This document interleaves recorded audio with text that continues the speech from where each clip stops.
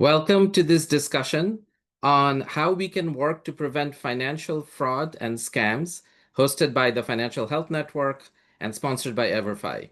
For those of you who are familiar with FHN, welcome back. For those who may be joining us for the first time, we're very glad to have you as part of this discussion. My name is Adib Mahmood, and I'm the Chief Program Officer at the Financial Health Network. For over 20 years, the Financial Health Network has worked with companies on our mission to improve financial health for all in America. We do this by partnering with financial services companies in designing products and solutions that improve financial health, and in partnering with employers in designing benefits that improve financial health. An important part of our work is to provide platforms for discussions such as today's, to share insights that can advance financial health. The Federal Trade Commission estimated that in 2023, people in the US lost $158 billion to fraud and scams. That number accounts for the significant underreporting of these crimes, which is very common. What worries me even more is that the situation is getting worse each year. We are not making progress fast enough against these crimes. And while the macro trends indicate how massive of a problem this is, they often mask the tragic ways in which fraud and scams are unraveling lives. The college student wanting to pay off their debt sooner by investing in crypto. The retired postal worker suffering from COVID who didn't notice the extra charges on their credit card. The New York Times business column writer who thought her family was at risk. These are all profiles of people who have lost thousands. And beyond the loss of life savings, the feelings of guilt, shame, anger, and stress can leave a deep and lasting impact on individuals and families.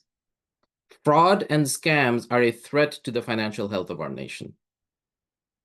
Fortunately, there is a lot that we can do. And I'm excited to learn about that from our two panelists today. Kate Griffin is Director, Inclusive Financial System at the Aspen Institute Financial Security Program. And Scott Beck is Senior Director of Product Management and Financial Education at Everfi. Kate and Scott, welcome. I'd like to get started by digging a little bit deeper into the challenge of fraud and scams that we're facing. Can you share a little bit about what are the different trends that you see that are contributing to why fraud and scams are increasing? For example, is this about more sophisticated phishing technology? Does this have to do with distrust in our financial system? Is it the complexity of our daily financial lives? What role are these trends playing? Kate, I'll start with you. Yeah, absolutely. Thanks so much, Adib. Thanks to the Financial Health Network for organizing the conversation and to Everfi for your important work here. I want to underscore, first of all, some of the data that you shared, Adib. When we talk about $158 billion being lost, and that's an estimate of what we think the true losses might be, it's $400 million a day. It's happening to approximately 50,000 people every single day. And it's representing, we believe, 1 in 5 Americans has been affected by this. And so it's a problem that is pervasive across all of society. And it's something that affects people regardless of age, income, education, geography. It's a social problem that has really very far reach. And so there's a couple of things happening here. First of all, it's worth understanding who the criminals are, who is perpetrating these crimes. And what we know is that there are sophisticated transnational criminal organizations that have turned to these kinds of financial crimes for a number of reasons. So the trends that sort of have led to this situation. First, these are transnational criminal organizations that have had sophisticated money laundering programs. And before COVID, many of them were happening in casinos in Southeast Asia that closed during the pandemic. And digital movements of money became something that they turned to to transform those money laundering operations. So that's sort of trend one that led to the rise in this. Uh, Also during COVID, many more people began turning towards digital accounts, and that trend has continued. And then you couple that with the rise of crypto as an accepted form of money movement. In fact, I saw yesterday that Plaid had released their latest FinTech Effect report that showed that 78% of Americans are now using financial technology to move money around, a 20-point jump since 2020. Of course, we know that artificial intelligence makes target marketing and an increase ability to deceive people. We no longer have typos in texts, et cetera. And there's just more data and knowledge about sophisticated social engineering techniques. We are better at playing on people's vulnerabilities, deploying urgency, and things like that. But all of that has been sort of the perfect storm. And then you couple that with the fact that this is a low margin, high profit crime. It's hard to get caught. It generates a lot of revenue for these criminal organizations. And the penalties, if you do get caught, are not as severe as other crimes. Thank you, Kate, and thanks for grounding us in that context of the global challenge this is, right? It's not just an American problem. Scott, what trends are you seeing from your seat that you think have contributed to increased fraud and scams? Yeah, I mean, I have to just agree with everything Kate just said. The increased digital presence is making it so the digital currencies, digital the way that we interact in our daily lives on a digital basis is what's making it much easier across the board. So it does cut across every demographic, but in different ways. So for example, younger consumers are very tech savvy, which leads to overconfidence. They click fast, they trust digital interactions much more, where older generations, they're exposed because they're not as familiar, right? And so it leads to an ability for scammers to prey on exactly the demographics in different ways. But the common challenge we find is cognitive overload, right? People are juggling multiple accounts and apps and messages. There's financial decisions, and there's a complexity there that I think creates these gaps that allow scammers to work their way in and um, excuse me, at the end of the day, it creates the ability for them to create urgency, to to skip steps. There's a complacency where we don't go through verification or to think about, hey, is this right? And I think that the most the scariest trend is success. They're successful, and so they're gonna keep doing it. And even when we find that one type of scam starts to lower, it's because it's being replaced by another one. And that's the problem: is scammers are constantly getting more and more sophisticated with what they're doing. And as Kate said, the AI is making it so easy for that sophistication, where we used to be able to think, oh, there's a misspelled word, or the way that they're saying this doesn't really make sense. And now it's so easy internationally for that to come across and sound authentic. Yeah. Kate, you're working with some major corporations in addressing this issue at Aspen. These are companies with significant resources. Everyone agrees that fraud is bad for the consumer. It's bad for these companies and the business of these companies. It's bad for the economy. So why haven't we been able to make more progress? What's standing in the way? It's a really great question, Adib. And so so for the listeners, Adib is speaking about the work that we've led at Aspen over the last year and change, leading the National Task Force on Fraud and Scam Prevention, which is a group that came together last fall representing companies, law enforcement agencies, victim-serving nonprofits, consumer advocates, other government agencies, basically anyone who is implicated in the scam ecosystem came together to work on a proposed national strategy for fighting scams. And one of the things that is very different or difficult about fighting scams is that it's actually quite different in terms of the kind of crime it is. It's a rather unique crime that most of these companies were not set up to fight.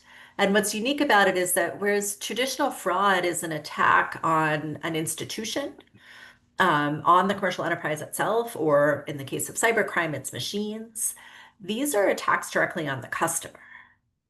And you're convincing the customer to take an action that is on its face a legal action. The criminals then are able to exploit that. When it comes to sort of what the company is seeing, it can look quite like a sort of normal everyday interaction, something that might be expected. And so it's hard for them to detect that the customer, in fact, might be talking to a scammer, a criminal, convincing them to do some things.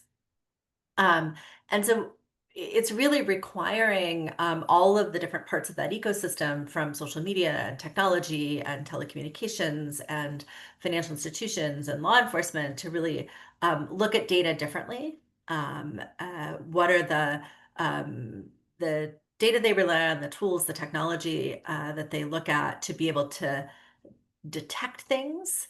And how do we start to solve for sharing that information across those silos?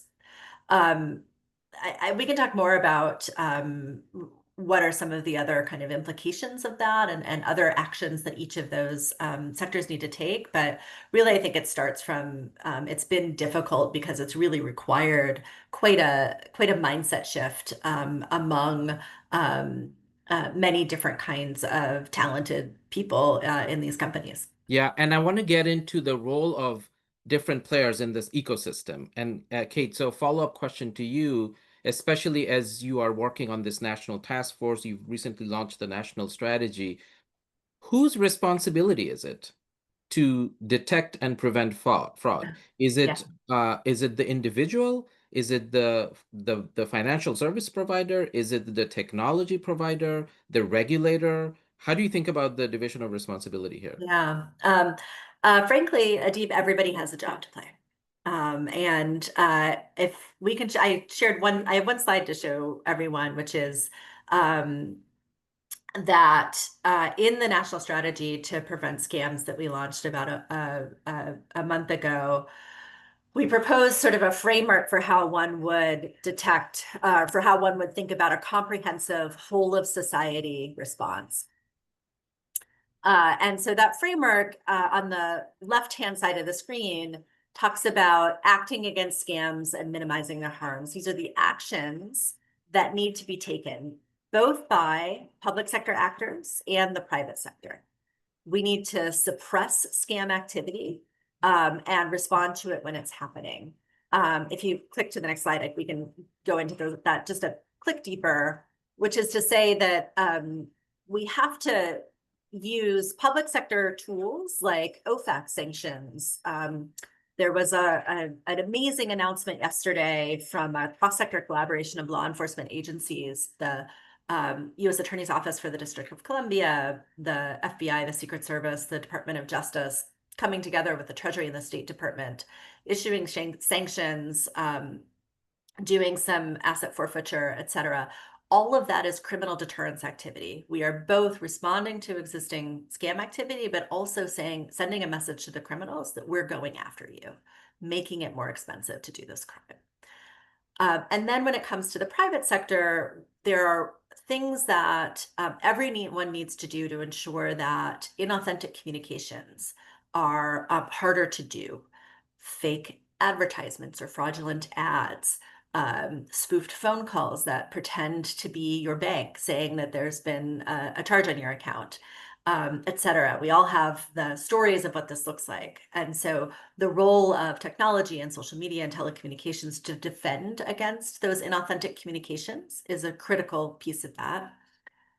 We need to be able to detect criminals when they're operating on our platforms and disrupt those scams by either sort of taking down accounts or not allowing those criminals to continue to operate, and doing consumer messaging to make sure that they are breaking sort of the spell, or breaking the communication with the criminals. Thank you. Yeah. Let's come back to this. Yes, absolutely. I have a question for Scott, because you mentioned the private sector, and I'm curious, Scott, if you can share with us a little bit more about the role that a company like Everfi can play. You've got a course called Achieve that's designed for personalized financial education. Can you share with us a little bit more about how the content of your course is tailored to different kinds of users and in different demographics that face Yeah, and the going fraud? back to your original question, you were listing who's responsible, and the answer is E, all of the above. And I think it's great because Kate's kind of taken a top-down approach, working through governments, working through corporations, where we're taking more of a bottom-up approach. And it stems from the fact that nobody cares as much about your money as you do, and so we're really looking to try to help financial institutions provide the educational resources that the consumer needs to protect themselves. Because if you take down an account, it's just too easy for the scammers to open up another one under a different name and a different profile. And it's the ease to which they can navigate through the different channels that lead to the scams is what makes it so pervasive. And right, it's like the old cartoon where you plug one leak and two more sprout up, and it just is an ongoing pervasive problem. So for us, I think to myself about a couple of quotes.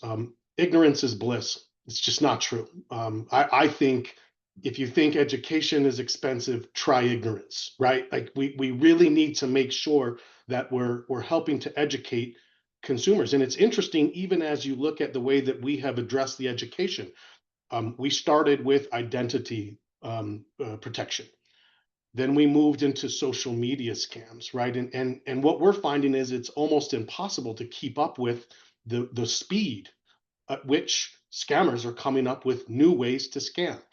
And so for us, what we're really trying to do is stop chasing scams and actually teach the tactics, because the tactics themselves are the same tactics they were 15 years ago, they are now, and they will be in 15 years. We want to help people understand there's emotion driven manipulation.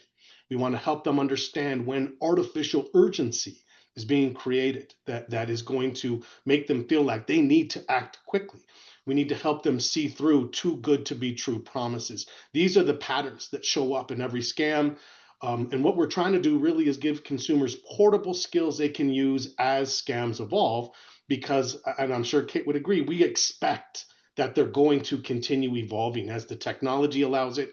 And so that's really what we're trying to do through our education, is to help understand and give a repeatable 4-step defense. Number one, stop contact. Number two, slow down. That's probably the biggest thing we can do, is just to slow them down. Number three, teach them how to verify whatever it is that they're doing through official sources. And then, of course, the fourth and maybe the most important is to be more protective and guard personal information.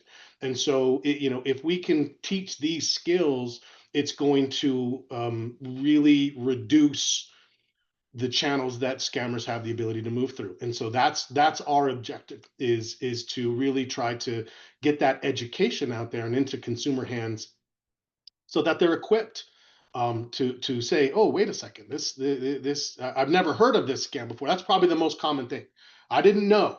I didn't know they do that. I didn't know about, right? Like if you look at the different scams that are coming out, that's what people are talking about, is they just weren't aware about it.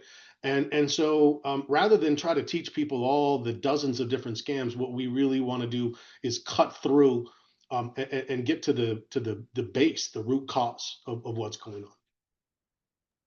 Yeah, and I like especially this approach because, as you both said, this is continuing, and there's going to be more innovation on the different kinds of attacks that are coming, right? And so, rather than trying to predict all of the different ways that someone may get attacked, what are the fundamental guiding principles, and what do you need to watch out for in yourself, right? This sense of urgency, or the feeling of isolation, or the feeling that something is going to happen if I don't act. How do you fight against those and watch out for yourselves, right? So creating awareness of that makes a lot of sense. Kate, anything you want to add to what Scott said in terms of individuals and their responses? Yeah, well, I think two things. One is I really appreciate the approach that Scott is outlining, and we've sort of mirrored it in the policy work and the approach that we've taken, which is to say we can't focus on any one particular type of scam because of the incredibly fast evolving nature of what criminals are doing. I think it's a universal truth in the scam prevention fight is that you can't be distracted by that necessarily. And I think the other thing that was true in terms of the convening of this task force is that no one believed that consumers should be the front line of defense. That these are, we absolutely must give people incredible tools to be able to recognize these things, but we are operating right now in the face of very sophisticated state adversaries who are trying to undermine the US economy by stealing consumers' money. Um, and I have to speak about it in such plain, stark terms because that is essentially what's happening if we look at how the funds are being used. There are ties to Russian crime syndicates, the North Korean missile program, Mexican drug cartels, all manner of illicit crimes. And I don't think any of us would believe that it's fair to ask a consumer to be the front line of defense against that kind of criminal activity.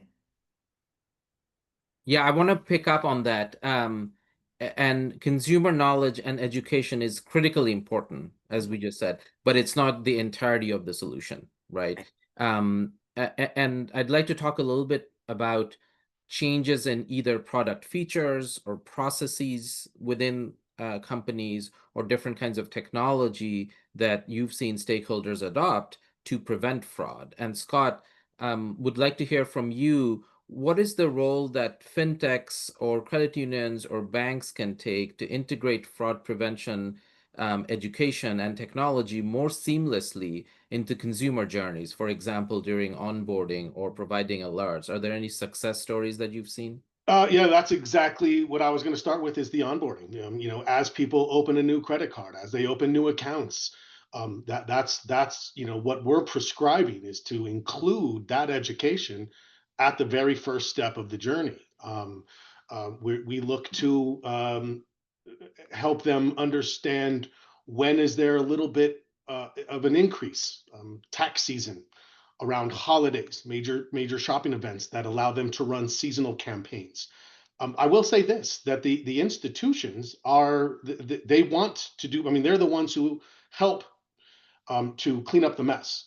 And so if you look at the information coming to me as far as requested topics, fraud prevention was 10 times above what was in second place, which is why we're looking to continually address it through multiple formats, whether it's the digital education or creating workshops, out of the box workshops that institutions can deliver on a more mass scale, right? To get, instead of one-to-one on an interactive basis, but through webinars, through workshops that they can host and really start to help the consumers understand. And so that's probably really the two main, I would say, is the onboarding itself, at the start of any new account, any new relationship, helping to then add that element so that they can have that as a pervasive part of the educational experience and what the institutions provide to their consumers. That's helpful. And Kate, from a public interest and public policy perspective, are there shifts or changes that you think either regulators or consumer protection agencies or industry bodies and trade bodies should push for to make fraud prevention more robust? Oh, well, we wrote 70 pages of recommendations. But I think there are sort of three key messages that are important to take away from this. One is in terms of an ask of our government is to prioritize this as not only a national priority, but a national security priority.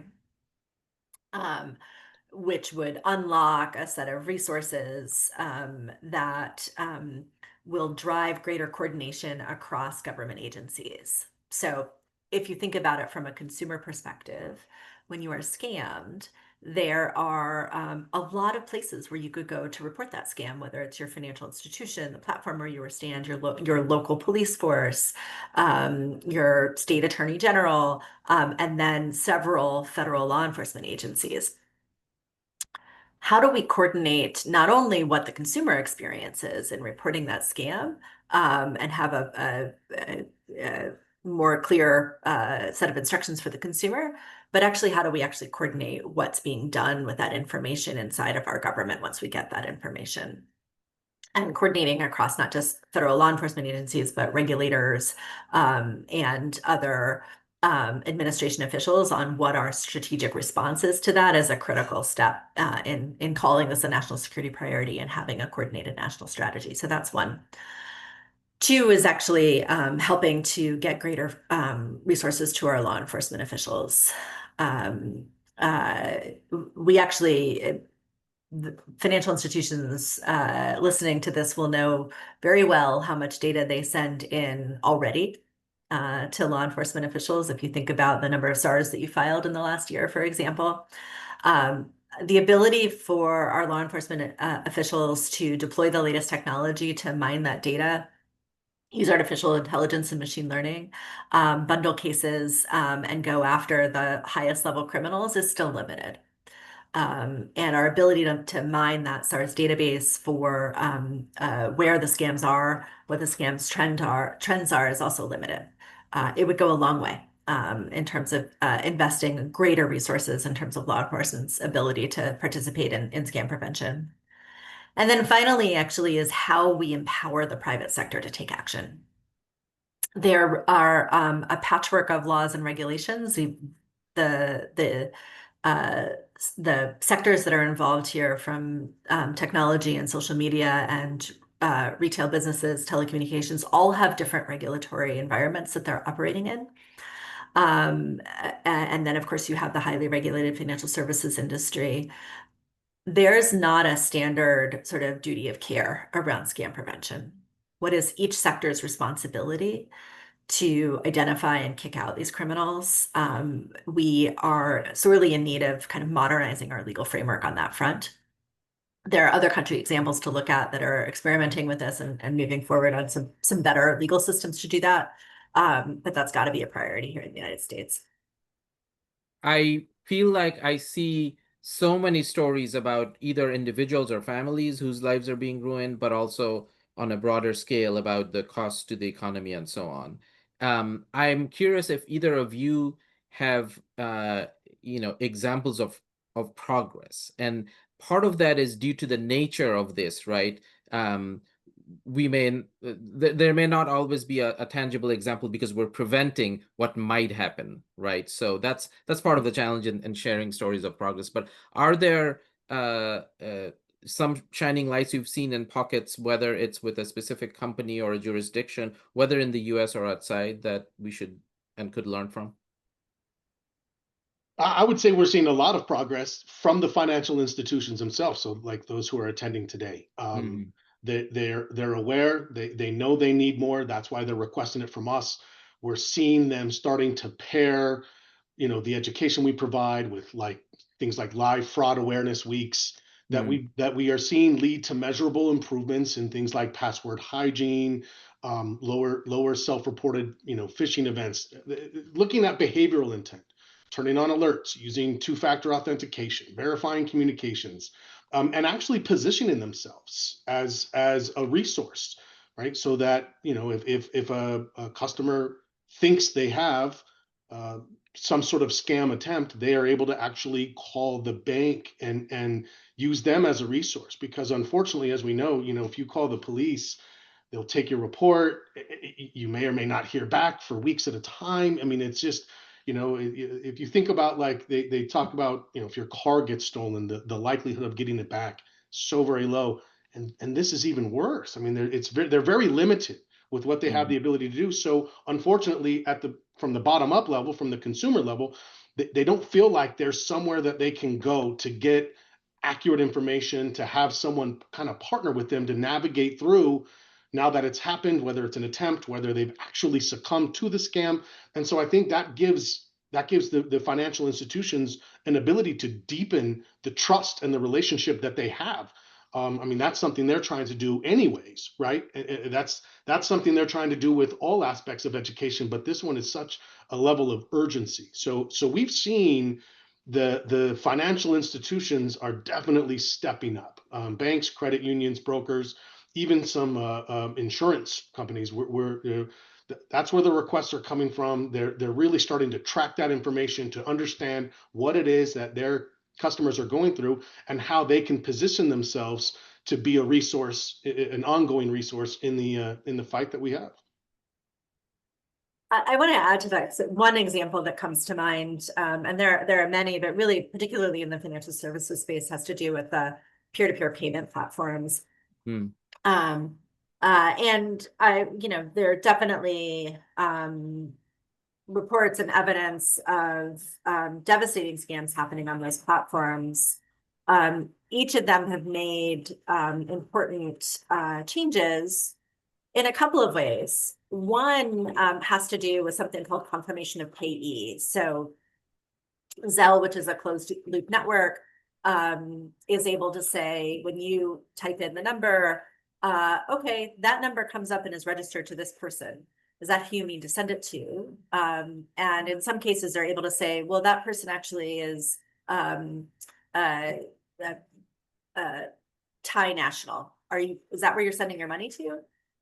Right. And so an ability to not only themselves be able to detect something that might seem a little bit suspicious, but also reflect to the consumer. So this gets, I think, Scott, to sort of this really important layer, which is how are we really integrating the consumer into the scam prevention sort of life cycle and saying, is that what you meant to do? And if not, like, let's not do this. And you're seeing meaningful drops in reported scams on those platforms from actions such as those. Yeah, that's a good example. And it also ties with, Scott, one of your guiding principles of slowing down, right? Like you can slow down psychologically within the consumer, but you can also put in processes that increase friction and slows down the entire transaction. I want to just call that's such an important point, Adib. Like, we've spent a lot of time in our industry focusing on faster payments. Right. Right? Faster payments that solve a really critical cash flow need for customers. And I think this is very nuanced, that it's slightly different what we're talking about here. We are talking about sort of slowing down payments, but in that example I just gave, it's slowing it down by 10 seconds to ask the question, right? It's not saying now you have to wait 3 days for your payment to process, right? And so there is a piece here where we're talking about friction and speed bumps, while still allowing for the fast movement of payments that we know are actually important when it comes to financial health considerations. Right. Scott, I want to come back to what you started talking about in terms of indicators. How do we know that we're making progress against this? Certainly at the macro scale, if we see overall numbers holding steady and hopefully actually going down, that's one indicator. But there's other indicators at smaller scales that we should be looking at. I also, before I come to my question, want to give a heads up to the Medi participants on the webinar. If you've got either examples of what your organization is doing, or you've seen good examples of fraud and scam prevention, please have them ready. We'll ask you to share them in the chat, and also questions for our panelists. We'll ask you to share them in the chat because we will have some time for discussion with the audience. So, Scott, how do you think about the effectiveness of the work that you're doing on fraud education, and what kinds of outcomes or indicators are you tracking? What do you see your partners and customers tracking, and are there some that you have set for the future that, going forward, these are the kinds of outcomes we'll be tracking? Yeah, and this is something we definitely try to do across the education, which is to track and understand behavioral change. And so we're going to, on a more micro level, for each institution implementing, help them understand reach and completions. How many users are actually taking this? How many are completing? We work very hard. It's a little bit difficult sometimes in the adult space to get surveys, right? I know that I personally, when I see a survey, I'm like, nope. But we try to, in the education, integrate that in an organic way so that we have the ability to give back to the education or to the financial institutions a measure of reach and efficacy. How many people are taking it? How many people are completing it? We throw some questions in there that look for confidence gained. Do you feel more confident being able to spot a scam?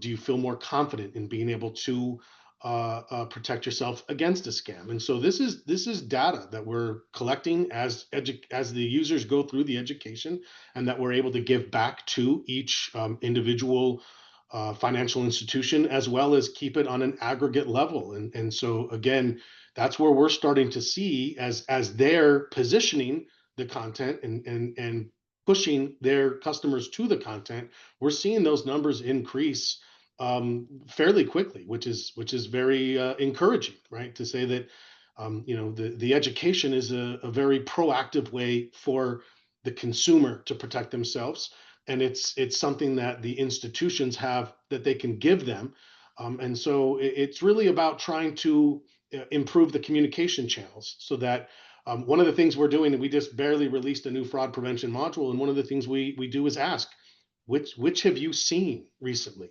so that that information goes directly back to the institution, and they now know, hey, you know what, our customers aren't seeing as much of these AI phone calls, but they're definitely still seeing these phishing scams or whatever the mix may be, so that it empowers them to directly address whatever their consumer base is specifically seeing. And so, yeah, I think that the data, even on an individual basis, is very important.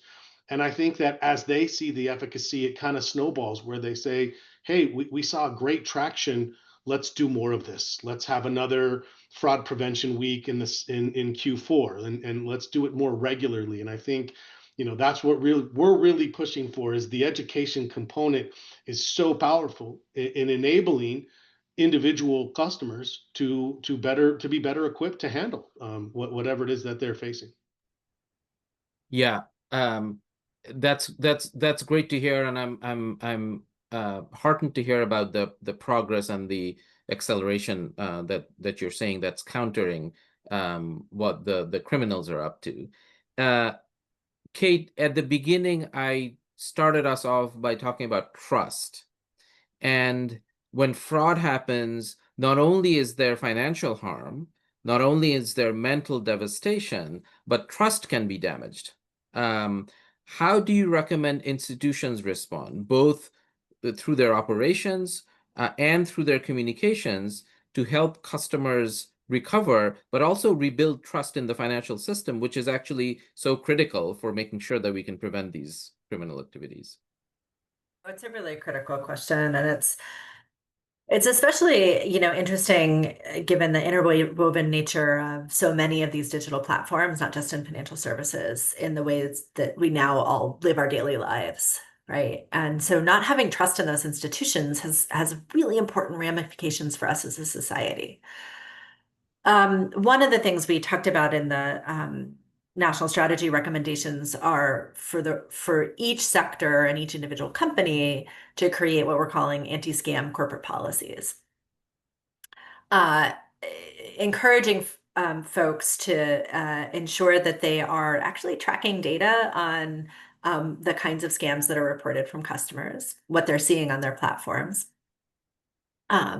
I think it's a nice complement to what Scott is talking about in terms of if we're implementing things for our consumers and we're tracking the data on scam prevalence on our platforms, we need to be able to track trends over time. Are they changing, right? Is the work that we're doing having an impact? So we're encouraging that. We're also encouraging companies to be able to have better policies about what happens when a customer reports. What are we doing with that information? And that's something that we also want to see unfold when it comes to law enforcement as well, whether that's at a state or local or federal level. What happens to a customer's information when that is reported? So whether it is reporting the fake ad to Facebook, or it's reporting the scam to your financial institution, what's happening? Does an account get taken down? Does a does a report get filed with law enforcement? We need greater transparency. And frankly, it would increase trust, we believe, for customers if they know that institutions are taking those reports seriously. So I think there are a number of proactive steps that institutions can and are starting to make more of, but need to do more proactively in order to create trust in the ability to prevent scams. And then when a scam happens, that they're taking proactive steps to work with the consumer and help when that happens. Yeah, it's critical that the consumer sees that there's accountability and action happening, right? So that it's not just a complaint going into the ether. We've got comments and questions that are coming in from the audience. So let me start with one of those. Someone is asking, as the scammers and fraudsters get more sophisticated, as we think about artificial intelligence and multi-factor authentication systems that may now be outdated, what do you recommend for the audience and the broader population in terms of what should they be doing in the face of this sophistication? Any thoughts to share? And I'll say one thing that we're trying to do. This actually goes all the way back to Kate's beginning when we talk about, what accompanies the scams, and that is feelings of guilt, feelings of shame, and there's a stigma around it, right? And that's why the reporting is so underreported. But one of the things we're trying to do with the education is lower that stigma and create the capacity to have the conversations, right? Where a lot of people, they don't want to go say, oh yeah, I fell victim to this, and think that the person on the other side, so how could you fall for that? Well, everyone's fallen for that, right? It's so persistent, and there's the scams are so sophisticated. So as far as the education side of things, that's really what we're really focusing on, is lowering the stigma, increasing the conversation, and trying to empower the individual to, like we said, slow down, ask the right questions, and really put some critical thought into it. So I think that the sophistication, the technology is only going to continue to get better. So if we don't address some of those underlying conditions, we're just going to be seeing the same cycle happen over and over again. And that's where we're really trying to see if we can't break that cycle from the consumer level. But I'm sure Kate has some great ideas from a higher level. No, actually, Scott, I want to pick up right where you are, because I actually think one of the most important things we need to do as a society is talk about this crime more. We need to talk about who's perpetrating it, who's falling victim to it. We need to stop the victim blaming. All of that is going to help not only raise awareness so that consumer behavior responds when there's a heightened awareness, but also, let's be honest, raise some political will to act, right? If we all have a much better sense as a society that we are in fact under attack from these sophisticated criminals, I think you can go a long way in terms of both consumer behavior and sort of policy levers. There's a comment and a question. Some financial institutions are integrating fraud and scam prevention experts on site, and the staff on site are trained to flag suspicious activity and then direct the customer to an expert who may help them navigate what they're going through. Have either of you seen this with organizations you're working with? Yeah, 100%. That's what we're pushing for, right? It needs to be more than just here's some digital education that we put on our website and you can go take a look at that. And it really needs to be a human-centered approach so that we can break down some of these barriers and the stigma that allows us to have the right conversation. And so we are definitely prescribing to institutions to position themselves as that resource. Hey, give us a call. Ask us if we've seen this. Ask us if this sounds right, because a lot of times, someone who's falling victim to it may think, I don't have anywhere I can go. We mentioned police, we mentioned states attorneys general. Those are long, drawn out processes. They need to have something that's more immediate and available to them. So we think that it's a great way to start with the education, to try to push for these workshops, but to some extent, there needs to be on-demand capacity.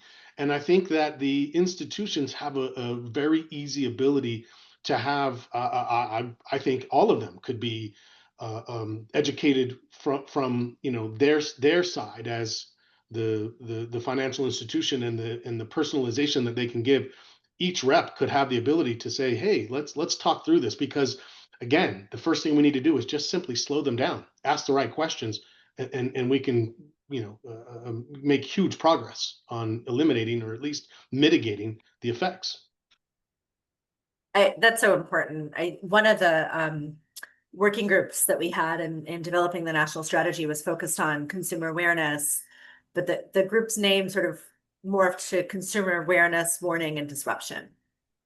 To say it's not enough to have broad-based awareness campaigns, but literally what are we doing in a just-in-time way to warn and disrupt? And I think we know also from decades of work on things like financial education, the real power of having a person in the mix on that as a trusted source of information, whether that's at the financial institution or elsewhere. And there are many amazing victim serving organizations out there. And so I think that's a really, I think, prime place to be investing. I would couple that though with our earlier conversation around making sure that we're tracking the efficacy of those interventions. There's a lot more to be done in the space of measurement and knowing that those investments are actually yielding scam prevention outcomes. Yeah. Another audience participant question. It looks like there's many sectors already engaged. So this person is saying we've got law enforcement, regulators, financial services. I would add that technology companies are also in the discussion right now. And they're asking, do either of you see stakeholders groups which are not currently engaged in the discussion, who we should be inviting to join in the effort?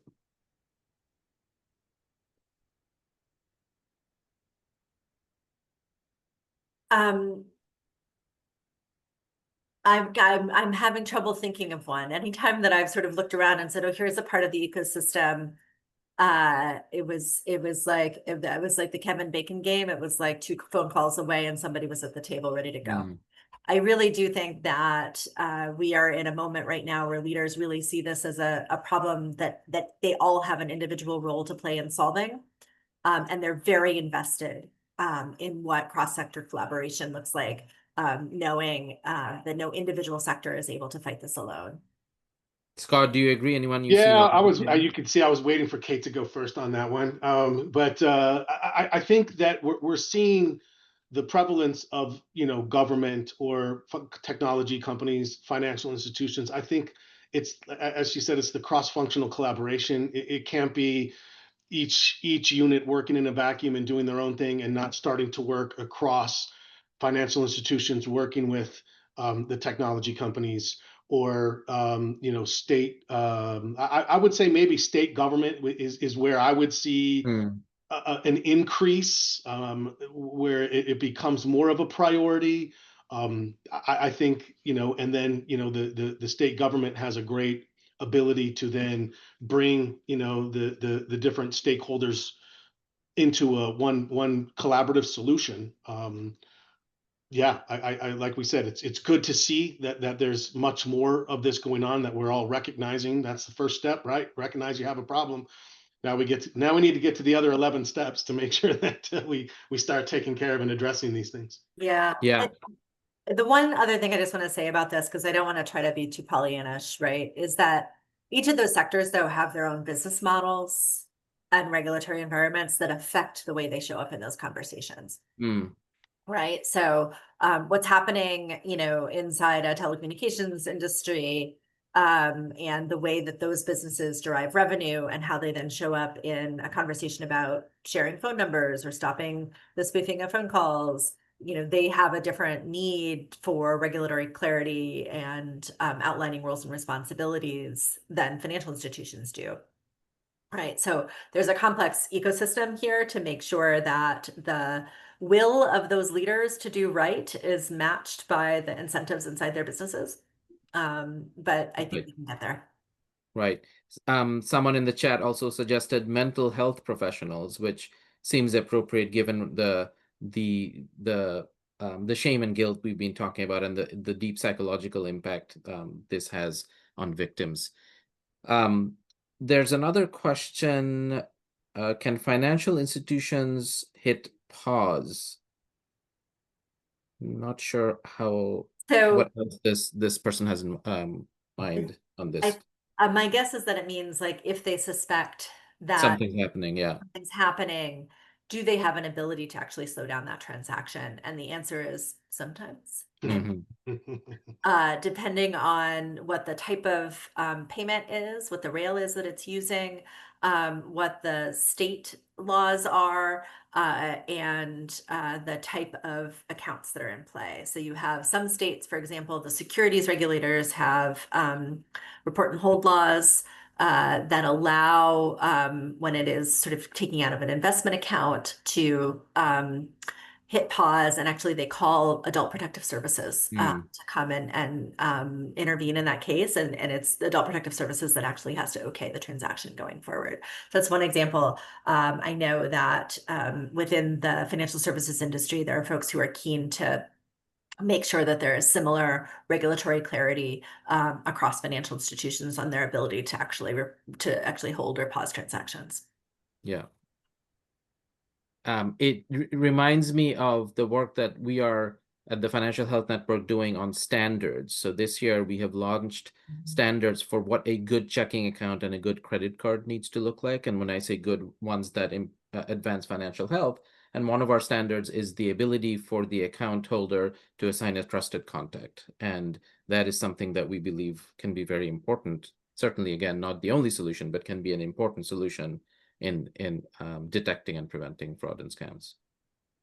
Definitely. I think that's a great example. And then looking at sort of what are the practices that are having about the use of that trusted contact. Right. And we can report and hold. There's a lot that can be done in that space. Yeah.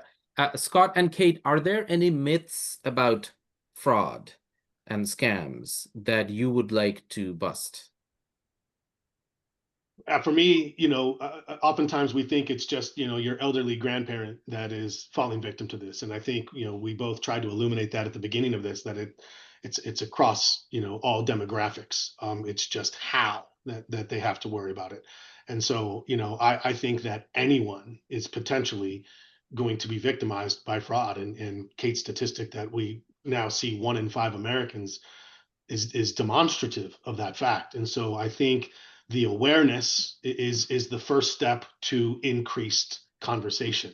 It's I have a 23-year-old and a 20-year-old, and I'm constantly talking to them about how they need to be looking for fraud from their perspective, which is very different than the conversations my wife and I have about what we may face.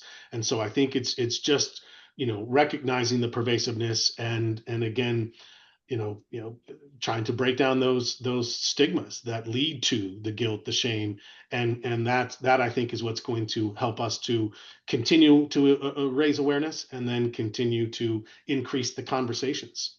Mm-hmm. Yeah. So +1 too, it's not just your grandmother. And the other one I add to that is it's not a guy in a basement. Right. That's definitely in terms of who's doing this. In fact, it's not just a guy.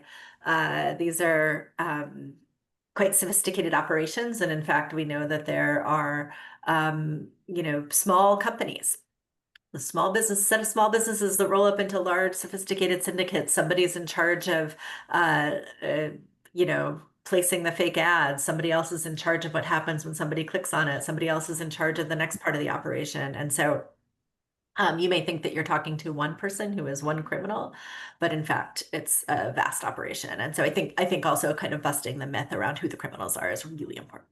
Yeah, very good insights for us to keep in mind as we engage on this. Before we end, one last call for both of you. What is one change in product innovation or policy change or an institutional practice that you think can make the biggest difference? Yeah, from my perspective, I think the biggest impact is going to come from having a human-centered approach. We think it's a technological approach, like we can stop this if we get the right technology in place. But once that right technology is in place, then the scam technology is going to evolve. And I think that we need to really think about combining strong technology with education that teaches people how to think more so than just what to avoid. And that's really what we're trying to do from our side, is to recognize scammers will always find new methods. What we want to do is try to give consumers a mindset, a thought process, a series of steps that they can enact that will help them to spot future scams long before they hear what those scams are. And then I'll say, coming from the other direction, as Scott has pointed out, if unless and until we have a coordinated national strategy across our federal government that works together with the private sector on how we are moving in lockstep to fight this, we're still going to be sort of just chipping away at the edges. As we close today's session, I'd like to share our thanks to each of you for participating. We had over 60 participants. Kate and Scott, I'm grateful for your time and your insights, and also for the work that you both are doing. And thank you to Everfi for sponsoring today's discussion. As we've discussed today, we need to urgently address the problem of fraud and scams. And we need to act both individually and in collaboration. So I encourage all of you in attendance today to think about fighting fraud and scams at 3 levels: in your society and your ecosystem, by partnering with others; within your own organization, by supporting new solutions; and lastly, with individuals in your life, by continuing to look out for each other and being a support. Together, we can beat this. When we log off, a reminder, you'll see a survey pop up. That is a very important way for us at FHN to collect your feedback and input, for us to know what you found helpful and what you didn't, and how we should design these in the future. So please fill that out. And with that, we'll end this conversation. Thank you, everyone, for joining. Thanks so much. Yep, thank you very much. Glad to be here.